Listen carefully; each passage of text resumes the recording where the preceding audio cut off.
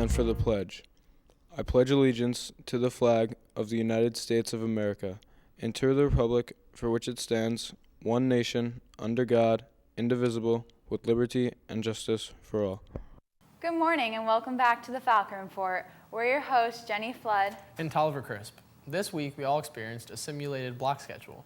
We went out to get feedback from fellow Falcons. That's coming up, but first, a few announcements. The Math Honor Society applications are due no later than 2:30 today to room 227 or 326. Please see Miss Mason or Miss Keegan for questions. All current sophomores and juniors may apply to be a member of the National English Honor Society. Applications are available in room 220. Completed applications are due on Monday, May 4th. Junior prom will take place on May 15th. Tickets are $85 and will be on sale Friday, May 8th through Wednesday, May 13th.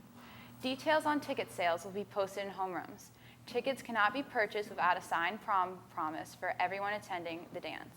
Prom promise forms are in homerooms and the main office. This week has been Pay It Forward week. People around the world raised awareness about spreading kindness. No need to stop today. The FLHS PTA Compassion Committee hopes that you keep spreading kindness through FLHS, your family, and the community as a whole. The March of Dimes Walkathon is this weekend. It isn't too late for juniors and seniors to join the Burbank team and walk with Andrew Burbank on Sunday, May 3rd at 10 a.m. The goal is to raise $1,000. Contact him at atburbank@gmail.com with questions or interests. AP exams will be taking place Monday, May 4th through Friday, May 15th. Good luck to all AP students taking the exams.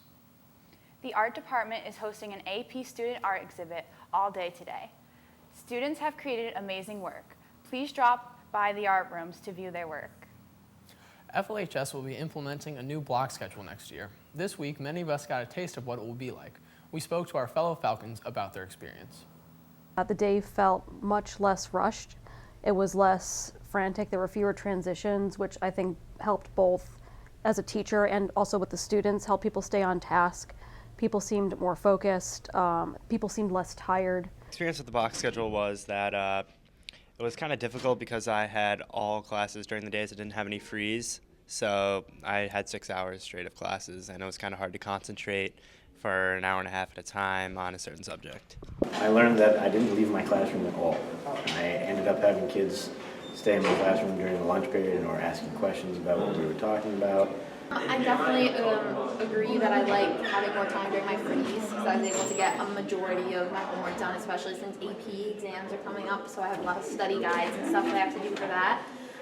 Maybe some things that I didn't like is just I don't really think it was indicative of what it's really going to be like. That everyone got a lunch because during my normal schedule I don't have time for a lunch, so it allowed me time to eat and kind of have a break.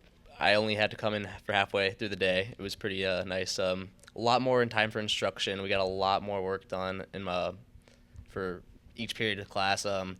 Nice thing about it, we didn't get as much homework as we do during our normal schedule because with the 84 or however long the period is, you get a lot more work done, so it was nice. I also had a free at the end of the day, period 8 on Tuesday, so I got to go home early, which was really cool because I had that 2-hour free, so I left at 12:40. And next year, if we're allowed to have frees and go home or just hang out during a free period, I think that'd be really great. It's a good opportunity to get work done, so I think it's something that the school should keep on. I really like the fact that I don't know if this was just for how we were doing it for the practice, but if you do have a free period, you do have a long free. So you can get a lot of work done during that. So if you were assigned homework, you have plenty of time to get all your work done. And it just seemed a lot more organized, and the day seemed a lot more fast-paced. So I'm looking forward to having longer time periods with the kids and being able to utilize the time period and use it to almost to get a whole lesson done. Whereas before, they usually have to get broken up into 2 days. You can get a lot of stuff done in one. I'm looking forward to being able to do more with my students in one sitting, so to speak. So for example, if we're working on Macbeth in my sophomore class, we can talk about the different techniques that filmmakers use when filming Shakespeare plays. Then we can watch an extended clip and talk about it, which now it's very difficult to cram all that in a meaningful way in 44 minutes. I'm going to be a student here next year. I would be excited that in those classes where you have discussions and you really get into them, that they're not going to be cut short. I would also definitely look forward to the fact that you have a lot more time in freeze, or that if you get to leave at the end of the day, that is a longer time, and maybe even getting that extra day to do some homework so you can spread it out more instead of having to cram 8 classes in one night.